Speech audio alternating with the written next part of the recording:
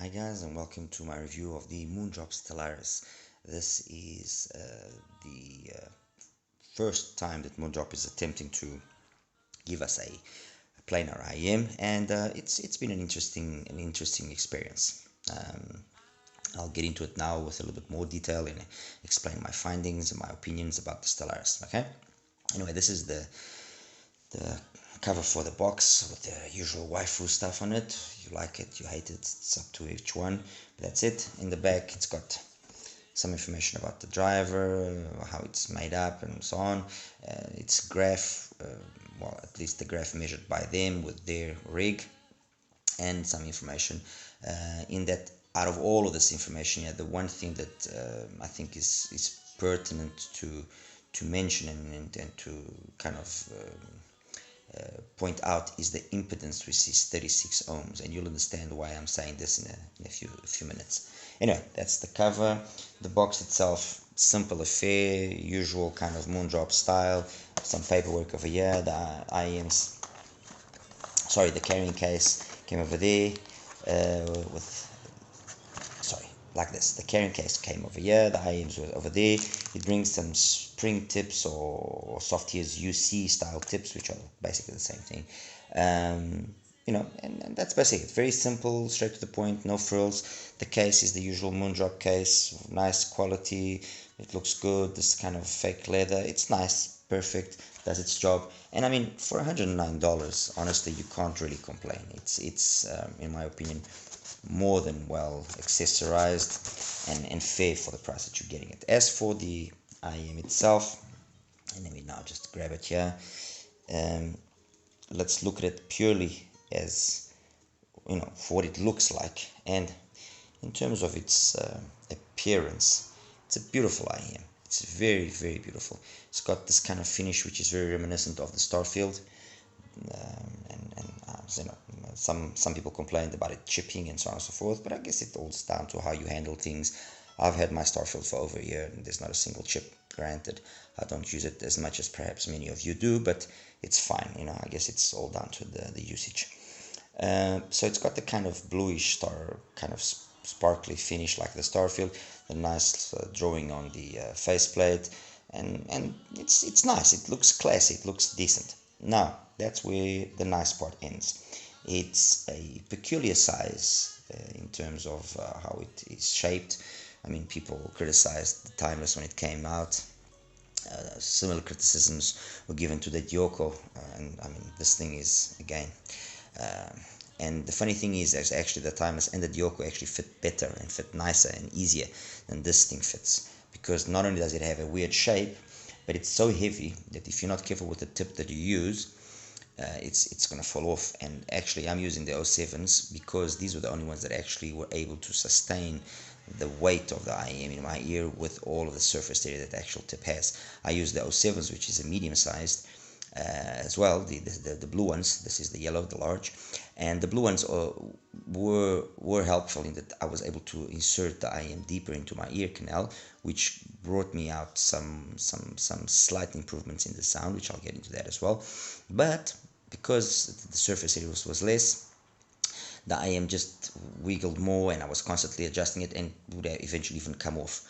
With these ones, no, they stay put, and that's it. So this is one thing to be wary of, depending on your ears, and I don't think it really matters whether they're large or small. You're gonna have issues. That's my honest opinion. You will have issues with it. The cable follows the kind of philosophy used in the SSP and SSR cable, which is not a bad cable. I mean, it's fine, it's decent, it's a little bit on the thin side, but it's been tastefully done with the same gold and blue theme to go with the actual IM itself, and it's fine. I just don't like is the way that you see it sounds very hollow. It's just, I don't know, it's just weird. Okay, anyway, that's the physical aspect of things. Not the greatest. Also, not being the greatest, it's not going to give you the best isolation. But look, it is what it is. At the end of the day, it will be very much dependent on you as an individual, if it fits your ears, and if it holds on to your ears nicely. Now, let me get on to second part. I'm gonna try and make this not sound boring and straight to the point and easy. Most manufacturers, with the exceptions of those that have the financial capability, they go and fetch their drivers from driver manufacturers. Okay, so inevitably, there will be the same driver being used by multiple manufacturers of IEMs, and all that it basically is changing, hopefully, is the way they've implemented that driver and the way they've tuned it, and so we will get a different result. But the driver is basically the same. And I'm not going to mention here names, but there's a very popular IEM now in the more budget segment that uses the same driver as another very popular IEM also in the budget segment. And it's the same driver. The only thing that was changed was the way that it was tuned, period. Okay, and this is the case as well with Planars. There are some basic families of sizes. We have the 14.2 millimeter size, which is used in the Timeless. It's used in the P1 Max, used as well in the Hook X. Then we have the 14.5 millimeter family, which is the one that's used in the Muse Power HiFi over there, on the TRN Kirin, and on the Stellaris. We have the 14.6 millimeter family, which is the one used here as well in the Dioko, and then we have the 13.2, if I'm mistaken, or 13.6. I apologize if I get that wrong, which is the driver used by KZ and CCA. Now, as far as I know, that driver is an in-house driver developed by them for them. We also have another pseudo planar driver, which is the 10mm SPD from Chimera, from the Celeste Gumio, but I have not included it in this comparison. Actually, my comparison here basically for the Stellaris is the IEMs, which are around the $100 mark. So I will be comparing it with the Kirin, I will be comparing it with the Dioko, and I will be comparing it with the P1 Max. These are the ones that have the most similar price. You can pick up the P1 Max for $99 at Linsol. The Dioko is $99, and the Kirin you can pick it up for $109. So $109 as well. The Stellaris very much. These are the ones that matter. I could have compared it, like I said, extensively with the Wuzetian, with the S12, with the Timeless. That was not my idea here. Back to the families. This 14.5 millimeter driver of the Stellaris, as I said, was first saw light, in my opinion, and take this with knowing, or with the knowledge that these are my findings. There can be obviously some discrepancies or some non-truths, but I think that for the majority, or for the most, I'm not wrong. The 14.5 millimeter driver first saw light in the Muse Power HiFi, the Muse HiFi Power, sorry, and it was a little bit of a disappointment, because not only was it over $200, $239, not mistaken, so it was expensive compared to the Timeless and compared to the S12, which were the only other two planars available at the time, but it was tuned in a very peculiar manner, and it manifested itself as not being very popular, poor sales, and not much has been heard of the Muse after that. I retuned it, and it now sounds much more pleasurable, but still it's not sounding the same as the better planar drivers out there. Okay, so that's the first time this driver was seen. It was then seen the Kirin, and I've actually got two here, and I'll explain why. In the Kirin, they used a different shell. They used the resin shell as opposed to the they used the metal shell as opposed to the resin shell of the Muse, and the fact that they used a different shell contributed to a different sound signature, and as well the tuning was slightly changed. Overall, the kind of basic signature of graph is very similar, but the reality is that the Kirin does sound much nicer. I actually enjoyed listening to the Kirin, although you could say that the Kirin and the Muse, for that part, are both IEMs that, although using planar drivers, they are not 100% doing justice to the planar, let's say the planar signature. Okay, that Kirin comes closer, the Muse HiFi not so much. Again, I retuned I retuned another set of Kirins, which is this one here, to reduce the typical excessive 2K energy that is present on the Muse on the Kirin and on the Stellaris. Okay, and it sounds much better in its retuned manner. Finally, we reach the Stellaris. The Stellaris uses, in my opinion, the exact same driver. And when I show you the graphs in a few minutes, you will see it's very similar. The graph of the Stellaris, very similar to the Kirin. Very, very similar.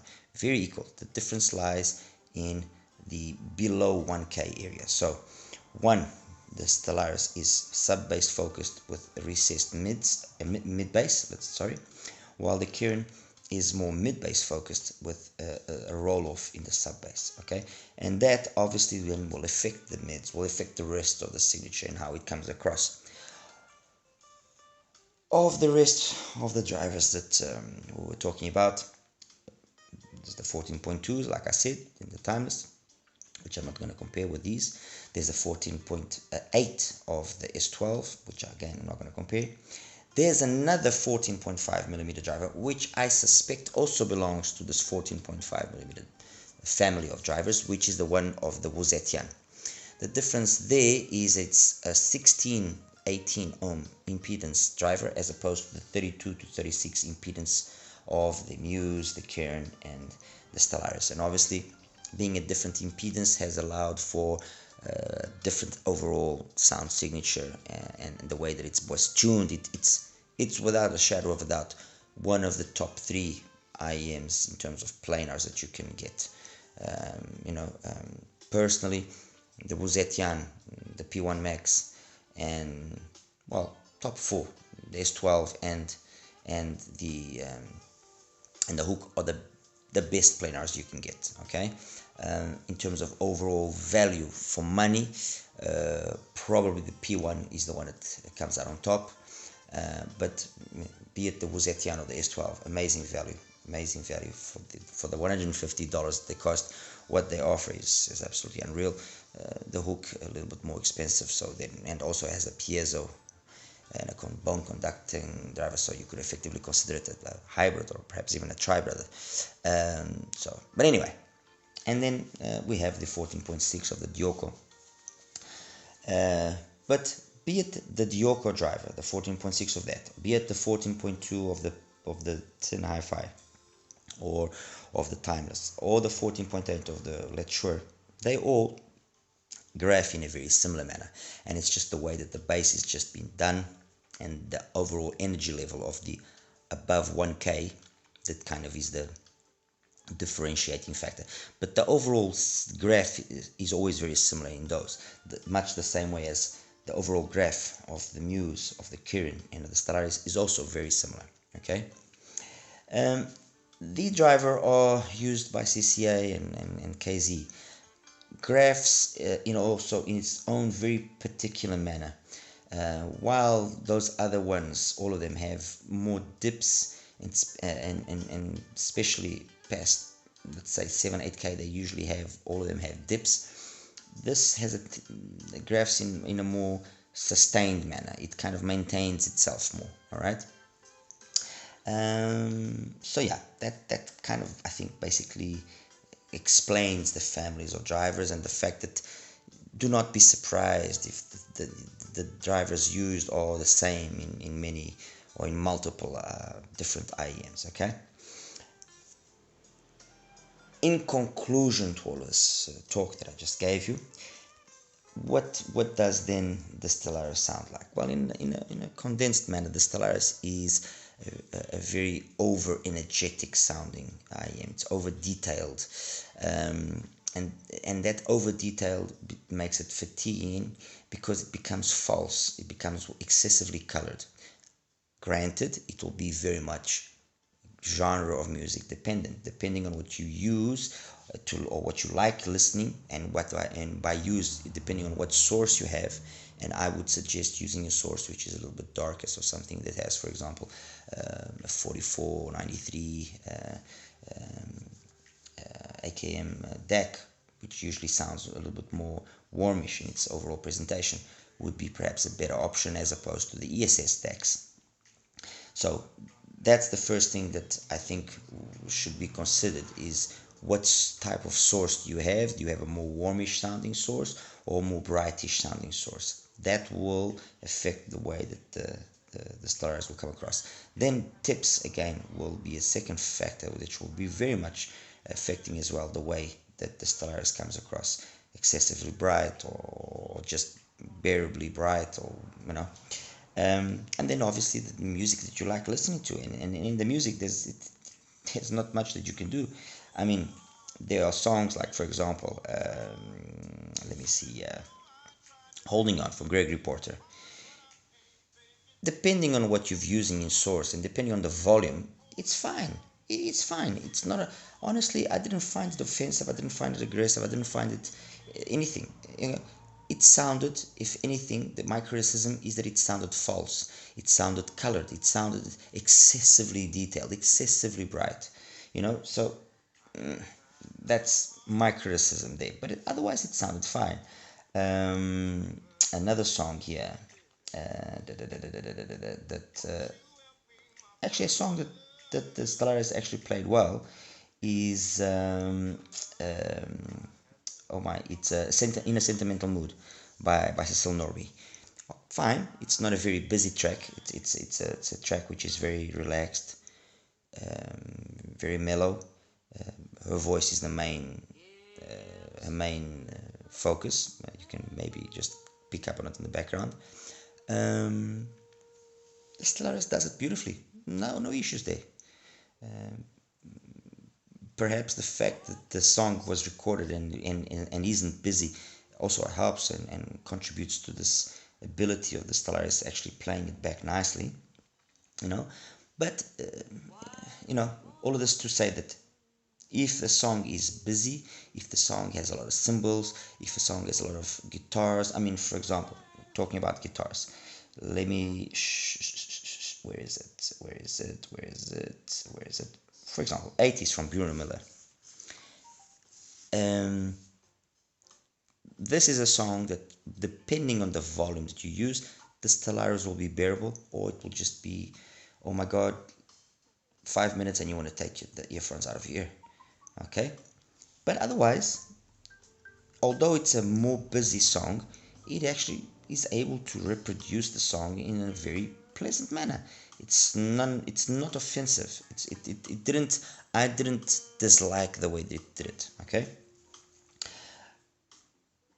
I think that kind of explains and starts positioning better the Stellaris compared to the ones that I mentioned. Yeah, that I think are the ones that are worthwhile comparing it to, which is the Kirin, the Dioko, and the P1 Max. Compared to the Kirin benefits from the fact that it has that extra mid-bass impact. That extra mid-bass impact counteracts then that excessive brightness that you find at the 2K peak. And overall, it's a more fun and engaging listen. This one will be more detailed. We'll pick up on all the micro details better. Will perhaps, in terms of imaging as well, be slightly superior to the Kirin. But soundstage, for example, I found the soundstage here too close, while over there, for some reason, it just is a little bit larger. The bass, like I said, is more engaging in the Kirin than it is on the Stellaris. The Stellaris perhaps has a little bit more ultimate sub bass, but it's not one is superior to the other. They both trade blows very nicely. It's compared to the Dioko, which is probably the one that was one of the more interesting comparisons. The Dioko is super detailed. Its flaw is that it's very thin in the mid bass and obviously in the sub bass, although that it's supposedly sub bass focused, and it's that's the Dioko's flaw. If the Dioko is not in my books in the top of my selection, which is the selection which is the P1 Max, the Wuzetian, and the Hook or S12, if it's not in that group there, it's because it lacks a little bit of extra weight. I don't dislike the Dioko. I think the Dioko is amazing in terms of detail, and if that is what you want, detailed, I am capable of really good detailed retrieval, very exemplary in terms of its technical capabilities, soundstage, much better than the Stellaris. Then definitely the Dioko. But again, because it lacks the bass, and although the Stellaris is not by any means a bass monster, it kind of, in my opinion, loses out to the Stellaris, in that the Stellaris is able to edge it out and make it a little bit more engaging. They both are very similar in that the fact that they are super detailed, super capable of all these micro nuances and so on and so forth. The biggest difference here is while one has better soundstage, the other then has better bass, not only in terms of quantity but also quality. The quality of the bass here is superior to the quality of the bass of the Dioko. And finally, the P1 Max. And the P1 Max, I'm not going to go into too much detail. It's the best for me out of these ones. For the $99 that it costs, it's a no-brainer, honestly. The P1 has one flaw. It needs power. And I think that the majority of people that bought the P1, they didn't get the best out of the P1 because they don't have enough power. And that's one thing that I think should be, I want to make it very clear. All of these planars, they need power. So when I hear some people say that, oh, you can get away with a dongle and this and that, people, no, I'm sorry, that's not true. Okay, unless you like listening to music in very low volume, okay, no, it's not going to be suffice. A dongle, even if it's it's either a balanced dongle and something like an AP90 from J. Kelly, which has got like 300 milliwatts per channel, or it's either something like that, okay, or then you honestly you're not going to get away with a small Venture Electronics Abigail or something like that. You're not going to get away with it. You're not going to get the best out of it, and that's where the P1 fails. The P1 fails in the sense that it needs power.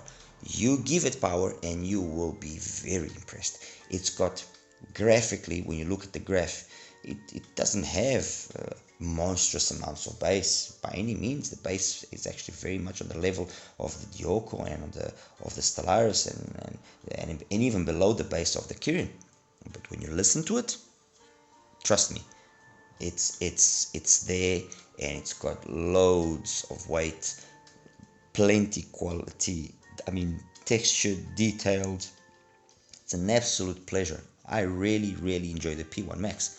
I truly believe, and I mentioned that on my review of the Wuzetian, the P1 Max and the Wuzetian are complements. You can basically have these two, okay, for the price of a Hook X. And if you have these two, honestly, in my opinion, you don't need to bother with buying more Planars. You really don't. You have the best of both worlds, a more neutral kind of signature and a more V-ish kind of signature, both doing it exemplary well. Okay, so yes, the P1 Max is superior to the Stellaris. It is, costs the same thing basically, and it's a better IM. There's nothing, in my opinion, that the Stellaris does better than that. Its timbre, its tonality is more realistic. This, in terms of its timbre and its tonality, is it's too fake. I mean, the Dioko is almost there, but the timbre and tonality of these two is not their strong points. Timbre and tonality of the Kirin is superior to these two. Timbre and tonality of the P1 is the best out of this bunch. Okay, and yeah, guys, I mean, that's basically it. I mean, it's a nice, valid attempt. I've played around already with it to kind of bring down the energy of the 2K peak, but once I've played around with it in a little bit more detail, I will let you guys know. I know that some other reviewers, Timmy from Giz Audio and Paul Wasabi, they've been playing around with equalizing it, and apparently they got some very nice results. But I'm more of a physical kind of guy. I want to be able to physically modify it so that it plays well. Everyone has their ideas, their choices. But yeah, like in a nutshell, and to kind of reach a conclusion, it's a nice first attempt. It's a valid first attempt. Very much the same thing as the CCA, in that sense that the CCA's flaw was that it had too much bass and then, you know, for you to actually see what it was capable of doing, you would have to either equalize it to bring down that bass, which is what some people did, and then straight away all that planar goodness came across, and you could see, wow, this actually plays decently, and it does, if you equalize the bass down. This as well, to extract the most out of it, you have to equalize it so that it kind of balances itself out more, and it's not so you know, the word fake, false is a little bit harsh, it's a little bit hard, but it's the only word that comes to mind. It's just that excessive detail that it's capable of is fake. Okay, with certain tracks it does wonders, it does beautifully. With other tracks, it's if they are more complex, more, you know, guitars, cymbals, they can sound just not correct, just off. Okay, I was surprised by how it was actually capable of having pretty decent energy in the low end. For example, a song that I know that HBB likes using quite frequently, Violent from Tupac. I actually heard that song over here, and I was actually surprised. I thought, wow, it's capable of reproducing that droning that you get. Okay, so not a bad you know, pleasant surprise there. So that's it, guys. I'll do the graphs and show you the graphs, and we'll call that a wrap. As always, like and subscribe. Any questions that you have, please feel free to ask, and I'll see you in the next one. Alright, you take care. Bye bye. Hi guys, and welcome to the graph section of my Moondrop Stellaris review. This is the Stellaris. Okay, well, at least my set. Left and right channel. Actually, let me just balance them out. Channel balance is actually pretty decent, not bad, as you'll see in a second. There you go. As you can see, that's very decent channel balancing. Anyway, on to what I wanted to show you. Sub bass focused, you know, goes into the mid bass very nicely, and then you got this massive pinna gain, and you know, it's just a characteristic of this particular 14.5mm driver. As you can see, that's 13 dBs of peak, which can be problematic. Well, problematic in the sense that it can convey an over-energetic upper mids, you know, make things just a little bit fatiguing. But anyway, on to what I wanted to quickly show you, which is how it compares to the other Planars at its price range. The first comparison is with the Yoko, and as you can see, the Yoko is even further bass light, let's put it that way. If the Stellaris is no bass head planar, this one, the Yoko, even less so. Although of course then the Yoko is more balanced out in this whole area here between about 2K and 8K. It's more almost plateaued, let's put it that way, and it reflects itself in you know, in having just the right amount of energy for the mids and so on and so forth. If anything, what hinders its performance is the fact that it's bass light thin in this part of the spectrum, in the bass and the mid bass, and you know, that detracts as well. It detracts so the necessary weight from the mids, and give the vocals and male and female vocals, and in certain instruments their necessary correct timbre, tonality, weight, and so on and so forth. The other one which I compared it to was the TRN. Okay, and here is where I guess the surprises will start. That's the graph of the TRN, the Kirin, and as you can see, that is very similar. So the same kind of almost equal energy, you know, at 2K, and the dip afterwards, and again the rise at 4 to 5, and then the Kirin here just differs by dipping here differently, but then it's got that extra energy then past 10k. Very similar. The biggest difference is this bump in the mid bass of the Kirin, which counteracts that excess brightness or excess energy that you might have in the upper mids, and just makes for an overall more bouncy sound. It's a fun sound. It's fun. The Kirin is very fun. As I mentioned, I actually modified the second set of Kirins that I had. Let me just change the color of this so it's more visible. And this modified Kirin basically maintains the same kind of bass and so on and so forth, the same peak over there. It just lowers the energy level, especially in this 2 to 5k area. It lowers this overall energy level, and it makes the Kirin, in my opinion and for my personal taste, more pleasurable. At least I found that it gained by having this less energy here. But as compared to the Stellaris, which is the main thing, as you can see, the similarities quite uncanny, and therefore the reason why I was saying that it's most likely the same driver, just used in a different manner. And then the other one that I compared it to, and it's one of my favorite Planars, although it hasn't been getting much love, is the P1 Max. Again, let me just quickly change the color so we can see it a little bit better. And the P1 Max, honestly, is for me an absolute beast, because first of all, it's the most neutral one of basically all Planars around. And for it to truly shine and truly come out, what it needs is just basically power. You give it power, and you will not regret it. You will be very pleasantly surprised by a super sound.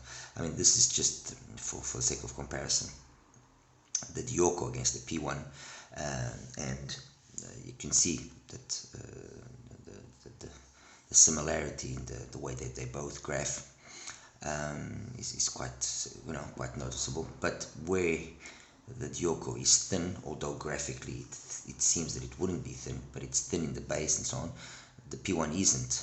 The P1 just this matching between the energy of the sub bass and bass with the energy of the mids and the upper mids has been done in such a manner that the P1 comes across as a bass monster, but let's put it that way, by comparison to the Yoko.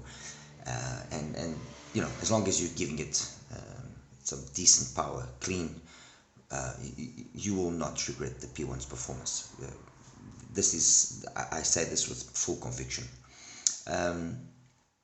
Again, just putting the Stellaris back on here. I mean, the graph speaks for itself. There's really no need for me to continue trying to explain where this excessive energy might be fatiguing for some. Although, like I said, in my opinion, and with the songs that I heard, it wasn't offensive in any manner. The busy tracks, yes, maybe were the ones that showcase this excessive energy, this excessive colorness, this fakeness to the sound that could become, or could lead to it becoming a little bit fatiguing after a while. But taking that aside, I cannot say that I disliked the Stellaris, or that the Stellaris wasn't a valid first attempt by Moondrop. I think, in my opinion, that Moondrop could have done a better job. That's just me. But hey, it is what it is. I'm guessing they'll probably be coming out with another revised Stellaris or something of the sort in a couple of months. And well, that's just another way of generating further income, I guess. And that's it, guys. Any other questions that you might wait? Oh, hold on. I think I've got, yeah, just for the sake of comparison, because of some comments as well, that the S12 was excessively bright and so on and so forth. This is my S12 in particular, and as you can see, yes, there is a little bit more of energy on the 2K on the side of the Stellaris, but the bass on the S12 is just something else. It's truly on a different level in terms of the bass, and the same thing applies to the Wuzetian. those two IAMs have really nice bass. I'm guessing the hook X could also be included, but for me the Wuzetian is the one that kind of now stands head and toes above the rest of them, because of this way that the bass was matched so well with the rest of the spectrum. And the S12, honestly, I never found it to be aggressively bright or anything of the sort. I actually find it very super pleasing IEM to listen to. Anyway, guys, this is enough. This is a long video. Don't want to bore you too much. As always, like and subscribe. Any questions that you guys might have or you might want me to clarify, please feel free to ask. And yeah, that's it.